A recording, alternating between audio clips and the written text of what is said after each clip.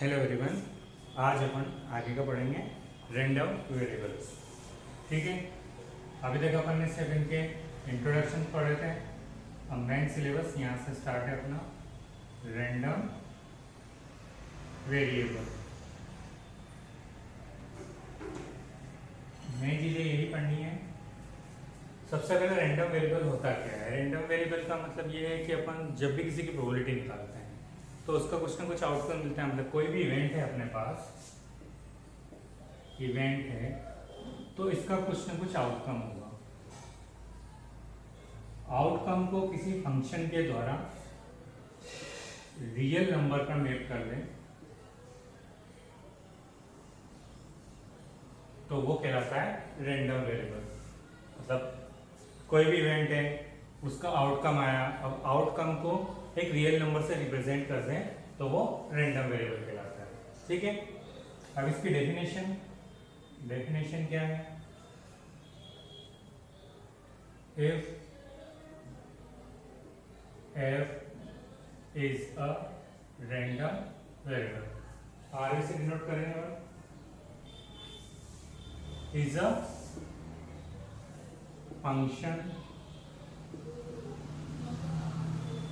Function of एक variable मान लेते हैं अपन X omega with domain S and range जो कि -इंफिनिटी टू इंफिनिटी। ठीक है, तो किस प्रकार होगा कि एक रियल नंबर पे such that for a real number A. अब इसके लिए रियल नंबर के लिए क्या होगा, द इवेंट जो होगा, द इवेंट होगा अपने पास जो भी आउटकम है ओमेगा। कैसे ओमेगा, जो हमेशा ऐसे होता है। ठीक है, और ये किसी मेजरेबल फंक्शन से आया है। क्या मैं बताता हूँ, मेजरेबल फंक्शन तुमने ऑलरेडी पहले पढ़ चुका है लास्ट टाइम में, इसलिए इसको बताने का कोई मतलब भी नहीं है, काफ़ी बड़ा हो जाएगा। तो अपने जो मेन फोकस है उस पर ध्यान रखते हैं। क्या बोला है कि आउटकम होगा, आउटकम किसी फंक्शन से रियल नंबर को किसी पे डिनोट करेगा। तो फंक्शन क्या काम करता है, मान लेते हैं ये एक फंक्शन है अपने पास f। ठीक है, सिंपल f है। इस तरफ क्या है, या x मान लो, कैपिटल X फंक्शन f रहने दो। यहाँ पर इसको directly a random variable is a function. x मान लो, इधर क्या होंगे अपने पास, यहाँ ओमेगा, यहाँ क्या होंगे रियल नंबर्स। यही तो है कि जितने भी आउटकम आएंगे ओमेगा आउटकम है, उनको किसी नंबर पे मैप कर रहे हैं। तो यहाँ क्या, a random variable is function of X omega. X omega एक फंक्शन है, इसका डोमेन अपन ने एस मान लिया है, और रेंज तो रियल नंबर कहाँ से कहाँ तक होता है, -इंफिनिटी टू इंफिनिटी। तो एक रियल नंबर ए पे वो कैसे एप्लीकेबल होगा, ऐसे कि वो सारे ओमेगा आएंगे जिस ए से छोटे हैं। कोई भी एक फिक्स नंबर ले लेंगे अपन ए, उससे छोटे जितने भी होंगे, वो जितने भी आउटकम होंगे, वो उसके जो फंक्शंस होंगे वो रैंडम वेरिएबल कहलाएगा। ठीक है, तो ये आउटकम है, आउटकम से जो फंक्शन बना है एक्स ओमेगा, ये अपना रैंडम वेरिएबल होगा। सिंपल भाषा में अपने को सिर्फ इतना याद रखना है कि जितने आउटकम होंगे वो आउटकम किसी न किसी नंबर को रिप्रेजेंट करेंगे। वो नंबर से जो फंक्शन बना रहा है, जो फंक्शन है, वही कहलाता है रैंडम वेरिएबल। ठीक है, अब इसके आगे का क्या है,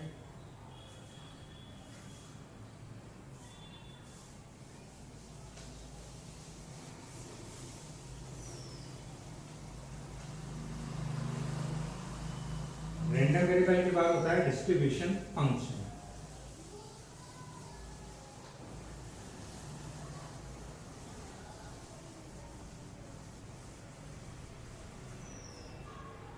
अपने पास है next distribution function. Distribution function.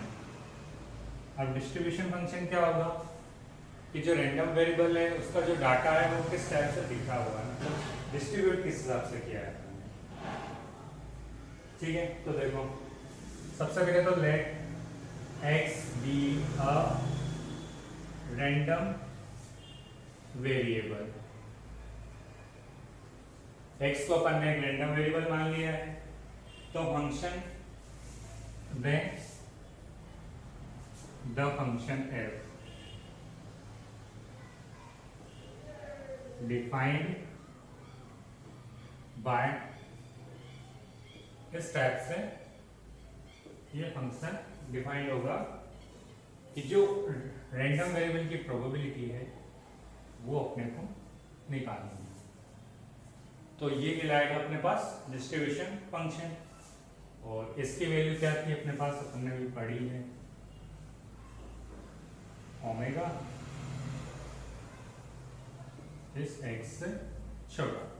ठीक है, वहां अपन ने ए माना था, यहाँ स्मॉल एक्स मान लिया है, सिर्फ डिफरेंस यही है, वही ओमेगा सर है। उनकी प्रोबेबिलिटी जो कहलाएगी वो कहलाएगी डिस्ट्रीब्यूशन फंक्शन। ठीक है, ये कहलाता है is called distribution function on x. अब नेक्स्ट इसकी कुछ प्रॉपर्टीज है।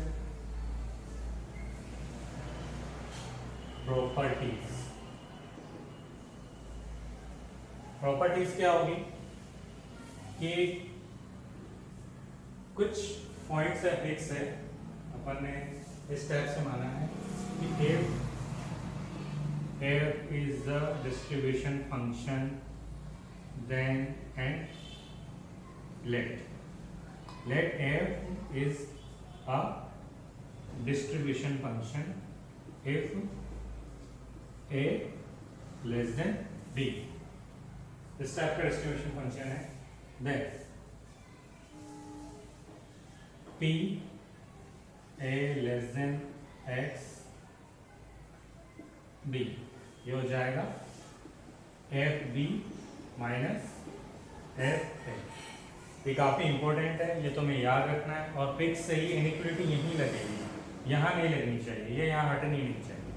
अगर हट जाती है कहीं और लग जाती है तो देखो क्या है।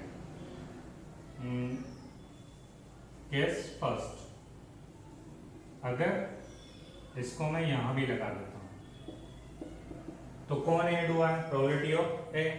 यहाँ पे क्या होगा, F B minus F A plus P X equal to A.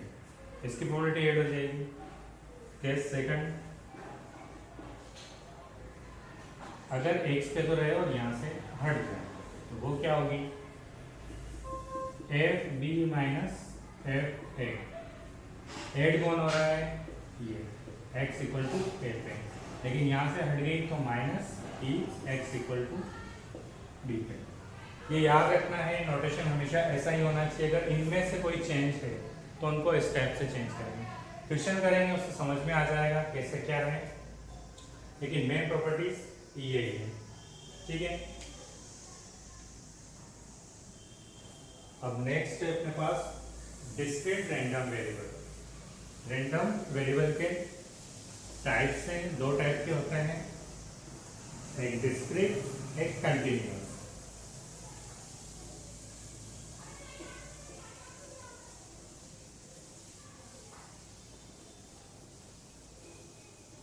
Yearly वालों की ये सब एग्जाम में आता है, सेमेस्टर वालों के नहीं आता है। ठीक है, इसके दो टाइप्स हैं, रैंडम वेरिएबल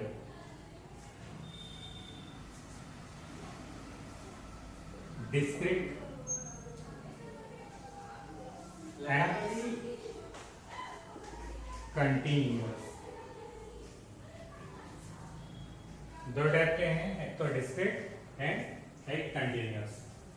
इसका जो डिस्ट्रीब्यूशन फंक्शन बनेगा उसको अपन बोलेंगे पी एम एफ। इसका जो डिस्ट्रीब्यूशन फंक्शन बनेगा उसको बोलेंगे पी डी एफ। ये होगा प्रोबेबिलिटी, मास फंक्शन, ये होगा प्रोबेबिलिटी, डेंसिटी फंक्शन।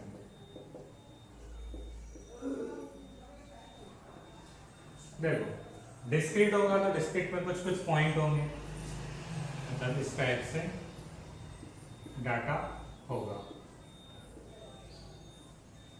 ठीक है। कंटिन्यूअस होगा तो एक रेंज के अकॉर्डिंग होगा, मतलब रेंज कुछ इस टाइप से होगा। अब देखो अगर फाइनाइट हो या डाटा हो तो अपन कोई भी चीज गिनी जा सकती है या इस टाइप से रखी हुई हो तो उसका मास कैलकुलेट करते हैं। लेकिन अगर जैसे तरल पदार्थ हो, लिक्विड हो, तो उसके अंदर क्या करते हैं अपन, डेंसिटी है। तो कंटिन्यूअस क्या होता है, लिक्विड की तरह होता है, और डिस्क्रीट जो होता है वो सॉलिड की तरह होता है। इसलिए इसका distribution function probability mass function कहलाता है और इसका प्रोबेबिलिटी डेंसिटी फंक्शन, क्योंकि इसका मास नहीं निकालते, इसका डेंसिटी निकालेंगे और इसका मास निकालेंगे।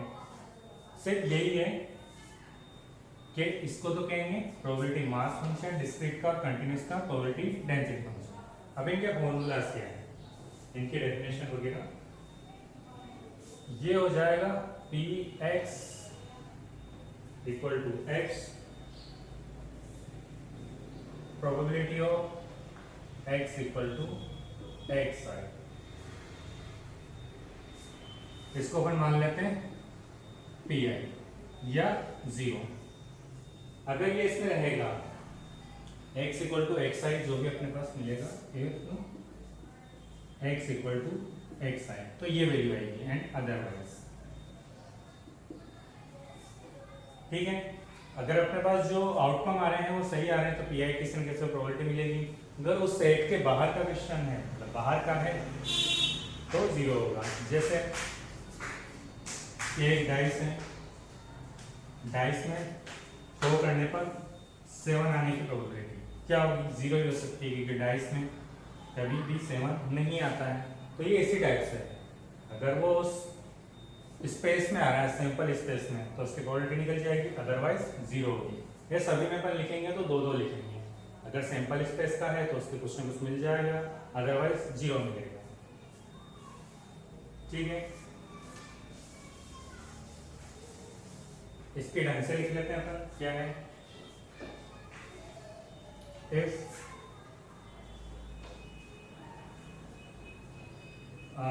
x b are random variable and या फिर with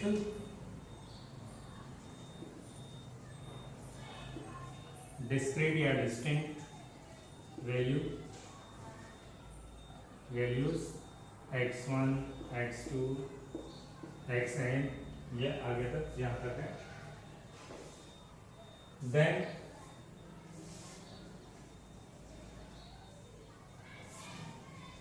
the probability function